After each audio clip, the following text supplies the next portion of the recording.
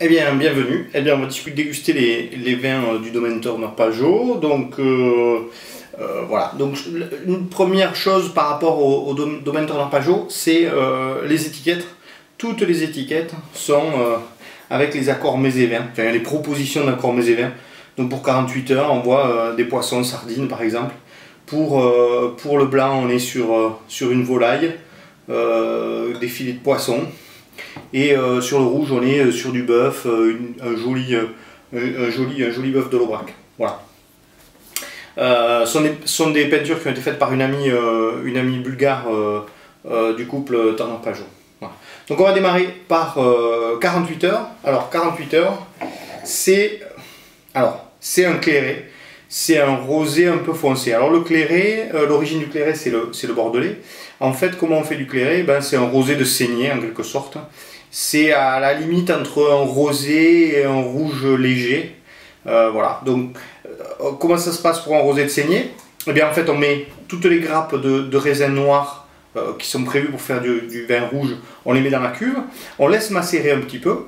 Et là, au bout d'un certain temps, alors ça peut être 4-5 heures, on va retirer un peu de jus de cette cuve qui aura déjà bien coloré, donc on sera un peu plus que rose. Voilà. Donc c'est ce qu'on appelle un clairé. Là, on est davantage, j'aurais envie de dire, on est davantage sur un rouge tendre qu'un clairé. Voilà, on est vraiment sur un rouge fun, tendre et rigolo. Donc comme vous pouvez le voir, la couleur est très très légère hein, en fait, mais on est plus que sur du rosé, on commence à tendre vers du rouge. Voilà, ça peut faire penser parfois au Poussard, un vin du Jura, qui a une couleur très légère comme ça. Voilà.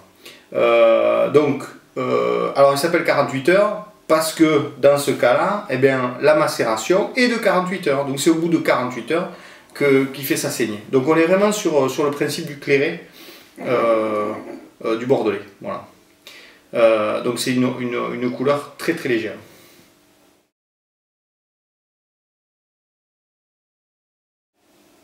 Alors au niveau du nez, bon moi je vous laisse discuter, mais les étés se suivent là et on commence à avoir la mode des rosés pamplemousse. Alors le rosé pamplemousse, bon c'est mi-vin, mi-produit chimique, sans vouloir être désagréable, mais en fait on rajoute des arômes artificiels pour créer cet arôme de pamplemousse. Et bien là on a le pamplemousse directement avec le rosé. Et il n'y a que du jus de raisin. C'est ça qui est extraordinaire. Donc on est sur un vin avec ces arômes de pamplemousse qui dominent, voilà, de fruits, de fraises des bois, c'est vraiment, ça donne envie de croquer. Je l'ai fait sentir à mon fils, habituellement il n'aime pas le vin, mais là, il m'a dit j'ai envie de déguster tellement ça donne envie, voilà, c'est vraiment rigolo.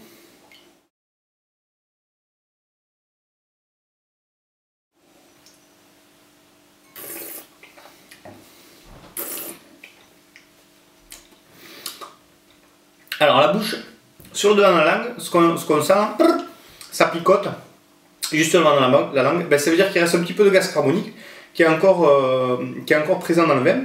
Donc ça pétille pas vraiment, c'est-à-dire que c'est pas un vin effervescent, c'est pas un vin perlant, mais on le détecte quand il rentre dans la bouche, ça picote le devant de la langue. Voilà, donc ça c'est le gaz carbonique qui est un résidu de la fermentation alcoolique, puisque donc les levures, hein, elles mangent le sucre, elles produisent de l'alcool, et en produisant de l'alcool, elles produisent aussi du gaz carbonique. Et ce gaz carbonique est naturellement présent dans le vin. Voilà. Sauf si on attend longtemps et il s'évapore, soit on secoue le vin et le gaz carbonique s'évapore aussi. Après en bouche c'est très fun, voilà. On est sur quelque chose de frais, qui a le peps, voilà. C'est quelque chose de rigolo à boire, sans prétention, ça se boit plutôt frais, hein, plutôt entre 10 et 12 degrés, et c'est hyper fun. En conseil d'accord mets et vins, donc sardines, rouget, grillé, voilà, ça a la patate, une andouillette, une terrine de lapin, un pâté de foie, voilà, un buffet campagnard où on se fait plaisir, voilà, entre copains, en famille, le pur bonheur, voilà. Bonne dégustation.